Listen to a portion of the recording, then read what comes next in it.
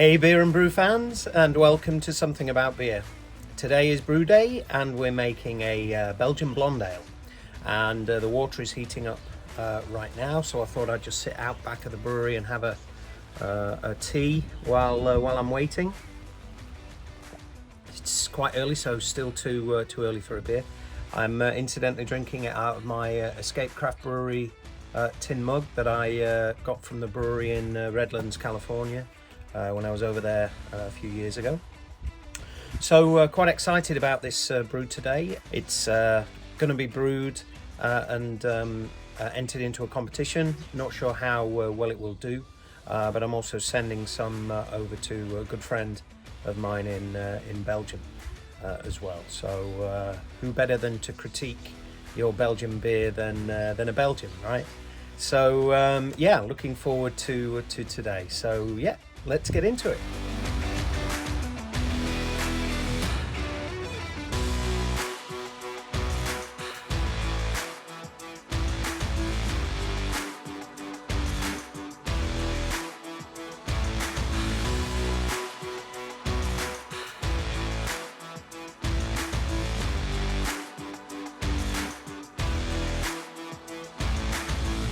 So here is my process for grain, for crushing. I use these plastic totes. They're really good. They've got a really good seal around the outside. It's food grade plastic, and I put these, the grain in here loose, and it's perfect. It's kept very dry. No issues with anything, to be honest. So this is a really good process for me, and I would definitely recommend, if you want to buy grain in bulk, to use something similar. I will find the link where I bought these from and put it in the information below, of course.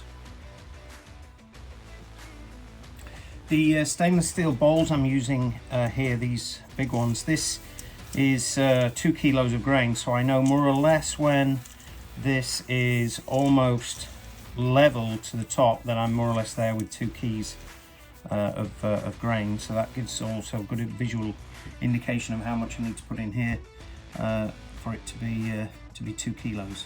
And my hopper here takes 1 kilo of grain roughly. So basically I can fill this up to the top, set it going, and then and just keep topping it up with the rest of the grain while it does its thing.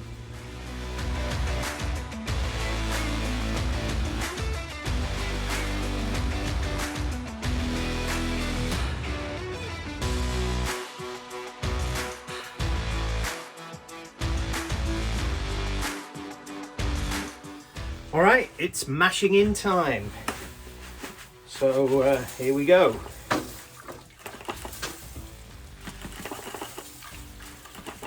So the malt bill today is 4 kilos of pilsner malt.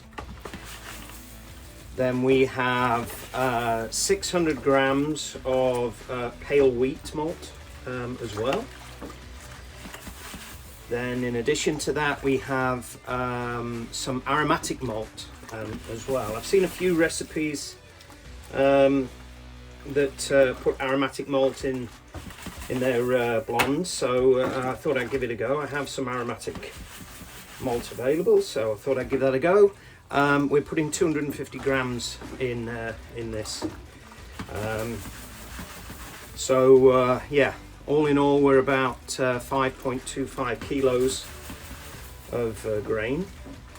And then in the boil, I'm putting about 400 grams of clear candy sugar as well. So that will hopefully dry the beer out a little bit, of course, and give it that necessary dry finish that we're looking for in the Belgian Blonde.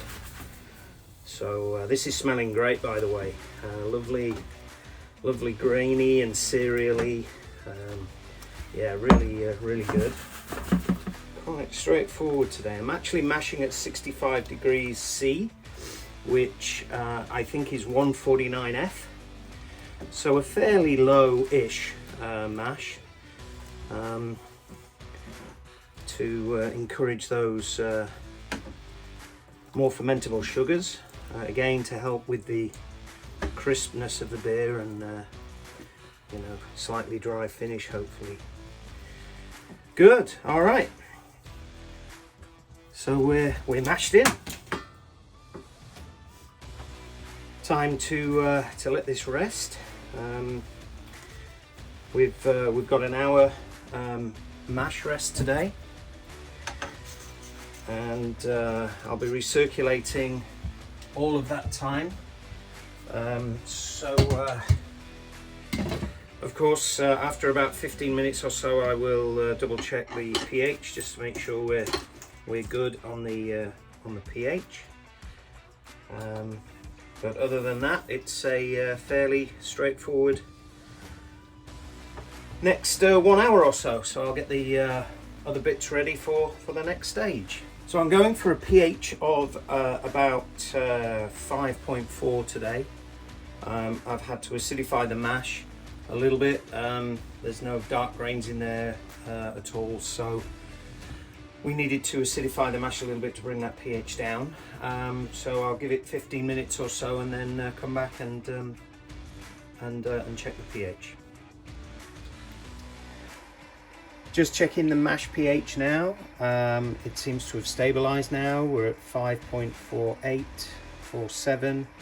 It's dropping 0.01 point every minute or so actually, so it's more or less there, stabilized. Yeah, I was aiming for 5.39 I think, so we're okay. That's in the range I'm happy with. I'm not going to mess about with that. Just looking at the wort though, it's very nice and golden, so yeah, it's all looking okay for the moment. Time for the hops, and this is what we're using today. These were actually my part of my prize for coming third in a homebrew competition with my Bourbon Vanilla Porter, my sessionable Bourbon Vanilla Porter. So thanks Saaz, appreciate this a lot, and I'm going to use them today in my Belgian Blond. The first one is this one. It's Celeia, I think that's how it's pronounced. It's a new one on me. I believe it's a styrian golding variety. So I'm putting that in the boil, and then we have this, which is Saaz or Saaz variety. They're all pure hop pellets from Saaz, and yeah, let's get them weighed out and get ready for the boil. So the mash rest is now complete, and it's time to get ready for the sparge. So we're still recirculating, as you can see here. The wort is really clear, lovely golden colour there. So that's looking yeah, looking really nice actually. So I'm pretty happy with that so far. So let's get rid of that.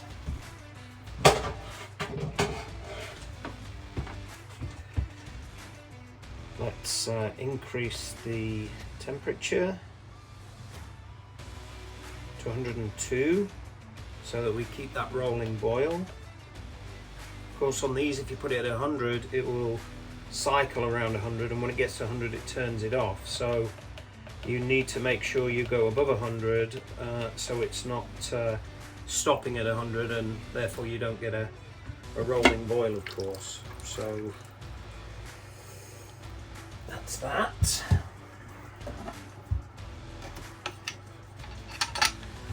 Right, here we go.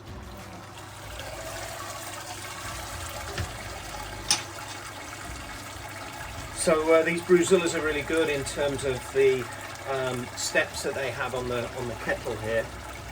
It allows you to lift it up and put it on the first set of feet, which drains most of the liquid out, and then of course when it gets a little lighter you can then bring it up to the next level.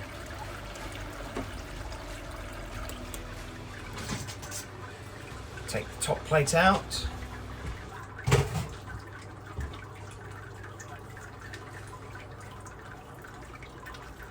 And get the bag out so we can get access to the grain to start the sparge.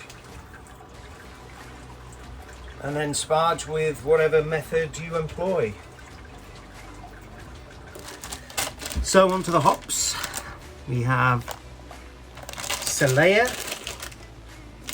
I believe that's how you say it. I could be wrong though, so apologies if I am. So we need 25 grams for the 60-minute boil.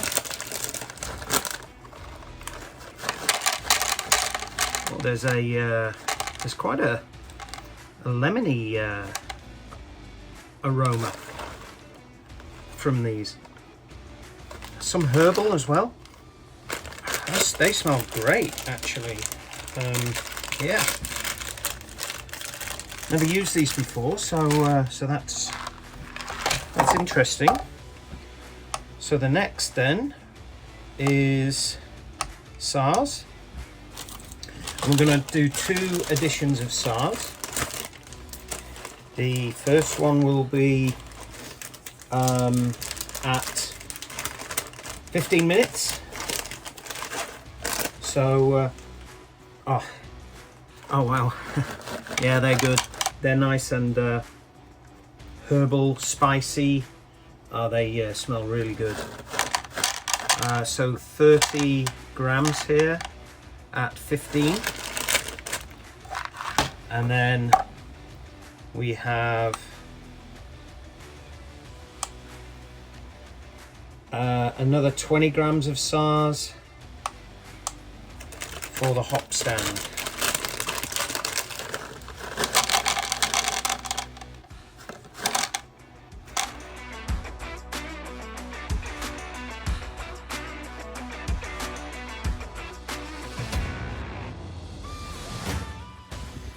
That's the boil over then. We're chilling and getting ready for the transfer into the fermenter. As ever, my water's going down the garden to fill up the pond, all the water butts, etc. Yeah, we're chilling pretty quickly now. It's been on about 60 seconds and we're already down to 80 from 100. Chilling is done. We're at 17.6, I think. So that's pretty good. I don't think we need to go any lower. I think once we transfer it, the fermenter will cool the work down a little more, to be honest. So I think we should be good. So just pushing it over on my dolly here. Just positioning my pipe. Just have to watch that kink there. Alright, so double check everything, make sure everything is good before I turn on the pump. I think it's good. Alright, let's give it a go. Cool, good. We're transferring them. See the colour of the wort? It's a lovely golden, I don't think you can see that. A nice golden colour. Amber maybe, but looking very nice. So yeah, everything's going according to plan for the moment. So we'll let that transfer. Yeast is pitched and the lid is all snapped into place. I've got my pipe in place. So here we are, all set up for the transfer of the Styrian out of the keg by the CO2 that's produced from the fermentation. As you can see, that's going into the gas post. So fermentation will create the CO2 that will put pressure in the keg, and then that's connected to the liquid post, and then we'll push the liquid out into the bucket there. And then we'll end up with a oxygen-free keg to transfer our beer in once it's ready. So the brew day's over. I'm just doing the cleanup now. My boil kettle's going through its cycle of cleaning, so I'm just checking on the stats here. But before I get to the post brew day stat review, just a general review on the brew day. Yeah, I had a couple of couple of challenges. Not necessarily with the brew itself, but just things, you know, going wrong. Things happening that you don't anticipate on a brew day. Firstly, I was recording some footage of me weighing out the hops, and the angle of my camera was a little precarious. It was I had to angle it down, and it was balancing okay. And I was recording and everything was fine, and my brew was getting up to boil, and of course I took my eye off the kettle for a few seconds, and as I turned to the right and turned back, it was almost at boil over. So there was a little panic there. I jumped straight over to deal with that, and I guess when I did that, I must have knocked the my counter or something, because my whole rig, my recording rig, basically fell forward and hit my my hop carton that I was weighing the hops out. So the hop carton basically flipped in the air, spraying my hops everywhere all over the brewery, and the carton landed in my brew kettle. It was quite a panic to start with, but on reflection it was quite a comedic event actually. But anyway, yeah, that's what happens sometimes on brew day. So obviously I wasted a bunch of hops, but I had plenty, so it's not that that's going to affect the brew itself at all. And the other thing that happened was I was out rinsing one of my buckets, and my hose decided to detach from my sprinkler just out of the blue, and I got completely drenched with that. But you know, these are the things that happen, and yeah, you can't really anticipate these things. But anyway, none of it really has spoilt the brew, you know, the beer. So that's the main thing. So on to the stats then. Actually, I've just been reviewing the stats, and we are really good. We hit all of the numbers. There's a couple. I mean, our pre-boil gravity should have been 1044, and we were 1048, so 0.004 points over, but nothing really, not a big deal there. Post-boil gravity should have been 1058, and it was 1059, so pretty much bang on there. And the same with the OG, that's pretty much bang on. Final gravity is suggested to come out at 0.001 above what it should do, but of course that will all depend on the attenuation of the yeast. But the ABV is coming out at 6.7 again, if the yeast attenuates how it should. There's a couple of things here that have absolutely astounded me. The first one is my mash efficiency. I set my mash efficiency on this Brewzilla that I have at 80%, and I'm generally around that, maybe 75, something like that. But my mash efficiency on this is coming in at 87%. So that's that. The brew house efficiency was aimed at, or should have been 76. It was 78. So we're more or less there. IBU's about the same. The one area where I was slightly off was the mash pH. I should have been at 5.39, and I came in at 5.47.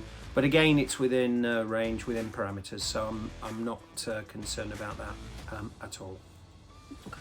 So yeah, I'm very happy with the way the brew day went today. A couple of interesting, funny moments, of course, which helps to to make the brew day fun. But yeah, thanks for tuning in. If you like what we're doing here at Something About Beer, please subscribe. It really helps the channel out a lot. Give us a like as well, and don't forget to ring that bell so that you're alerted to new content we're putting out.